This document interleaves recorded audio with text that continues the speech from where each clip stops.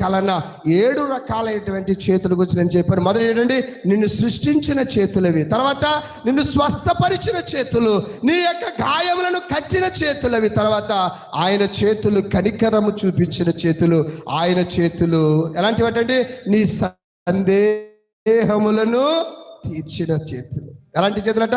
నీ సందేహాలు లేవో మనకే కొన్నిసార్లు సందేహాలు వస్తూ ఉంటాయి, కొన్నిసార్లు డౌట్లు వస్తూ ఉంటాయి. ఆ డౌట్లని ఆయన తోమాకు తీర్చిన దేవుడు నీకు కూడా తీరుస్తా ఉన్నాడు. ఆయన చేతులు తలుపు తట్టే చేతులు. ఏ తలుపులయ్యి? నీ హృదయం అనేటువంటి తలుపులను తట్టే చేతులు. ఆయన చేతులు నీ కొరకు దినమెల్లా, ఎప్పుడటండి?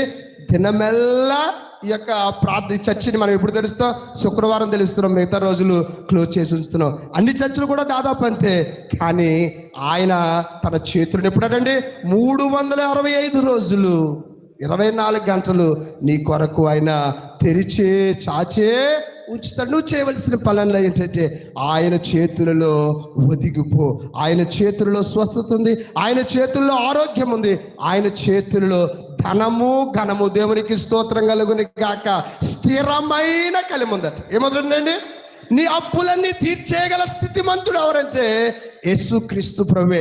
ఆయన చల్లని చేతులు ఒకసారి నీ వైపు ఇలాగ అన్నాడంటే నీ యొక్క సమస్య ప్రతిదీ